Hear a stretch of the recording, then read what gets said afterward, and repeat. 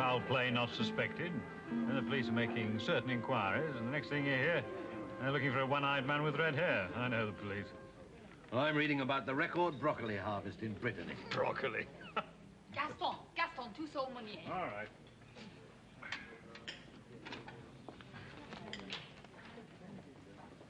The tables are full now.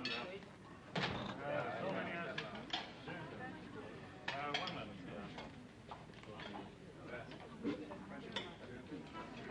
I'm sorry. Chief Inspector Maigret. Yeah? This is a bit of luck. I was just on my way to your office to try and see you. I'm Martine Chapuis. Oh, I know a Maître Chapuis. I'm his daughter. Mademoiselle? Just a coffee, please. Have it with me. Thank you. Oh. Father said that you'd be in charge of the case. He said that if I was worried about Gilbert, why didn't I come and have a chat with the man who's in charge? Now, just a minute. Who is Gilbert? And what case? Dr. Gilbert Negrel, the Javet case. Father says there's nothing like the personal approach. He says you're the only man in the force with any imagination. Oh, very obliging. But there's two things to straighten out here. First, I am not in charge of the case. And secondly, I know your father, and I respect him. He's one of the finest lawyers in Paris. And I'm quite sure that he would never, under any circumstances, send his own daughter out to try and influence the police. I suspect you're involved personally. We're engaged. Who? Gilbert and I. It's not exactly official. He's got to make his career. But how can he when they're saying these horrid things about him? He had nothing to do with that awful woman. He swears he didn't even know she was there. Look, I'm very sorry, but I don't see what I can do to help you. I've nothing to do with the case. I'm supposed to be on leave. No, the man that you'll have to see is Inspector Lucas. No, I really don't advise it. No, perhaps you're worrying about nothing, yeah? Nothing? What about that? You and the Javet woman, you ought to be struck off. Beastly, filthy, anonymous letters. How can people be so vile and cowardly? Oh, well, you get them in these cases, you know. It's the concierge. She's got her knife into him. If only you could speak to Gilbert. Where does he live? Oh, I'll take you there. No, steady. I said, where does he live? I'll go and get a taxi. Look, I didn't say I... Taxi! Oh, Gaston. Taxi! You know, people should never write anonymous letters. It can get them into so much trouble.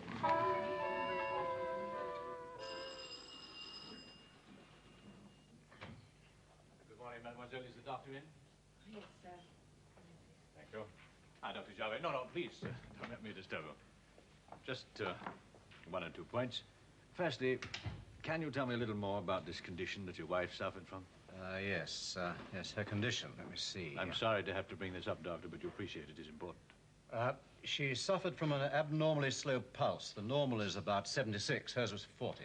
Was there any treatment for this condition? Not really. Quiet chiefly and calm. The avoidance of any emotional excitement. What would happen if she disregarded this? Would she be liable to an attack? It has happened, yes. I used to give her an injection of Sofamil.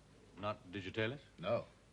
Digitalis is a hard drug, isn't it? Yes, but for her particular condition, digitalis could be fatal. Well, that is our pathologist's report. Digitalis? Well, that's impossible. How did she get it? You have it here in the surgery? Of course. At least... Oh, yes, I ordered a fresh supply. It's in the cupboard.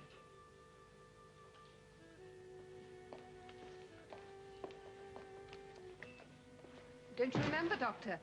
You asked me to check before you went away. There's a new packet of 12 ampoules. I unpacked it myself. One's gone. When did this come? On Friday. Could Dr. Negrel have used one of them for one of his patients on that day? I'll check.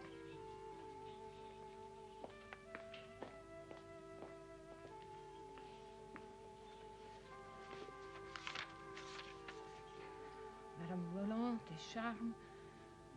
No, there's no entry. During the week, did Dr. Negrel receive any telephone calls from Nice? I called the day after we left, Wednesday, that's all. No others? Yes, there was one on Friday, about midday. I answered it, and the operator said it was a call from Nice. And then Dr. Maigret took the receiver from me.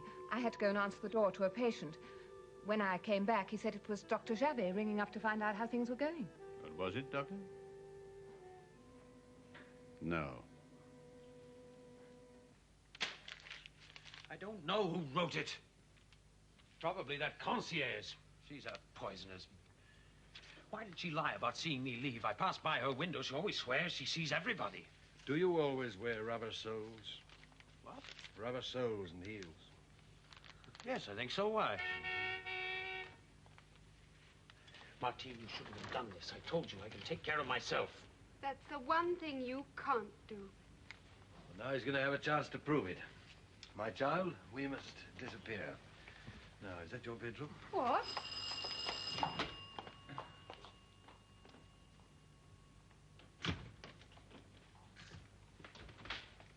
Good morning, Dr. Maigret. May I come in?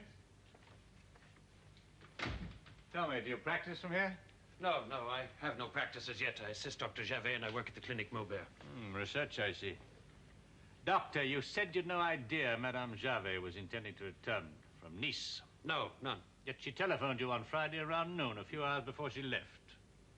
Yes, she did telephone, but she didn't say she was coming back. Then why did you lie and tell your secretary it was Dr. Javet who ran? I said it was a message from Dr. Javet. She must have been mistaken. Was the concierge also mistaken when she said she didn't see you leave around 5:30, as you said? Yes. Or lying? How do I know what goes on in that woman's mind? I left at 5:30. You knew Madame Javet well? She was Dr. Javet's wife. Did you approve of Dr. Javet's treatment? There was no treatment, as you put it. He sometimes gave her an injection if she became overexcited. Something like digitalis? Digitalis? Did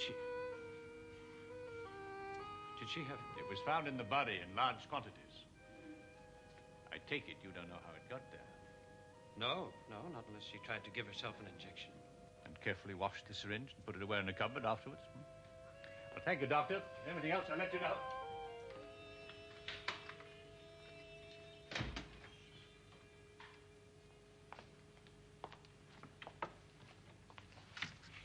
What effect would digitalis have on Madame Javet?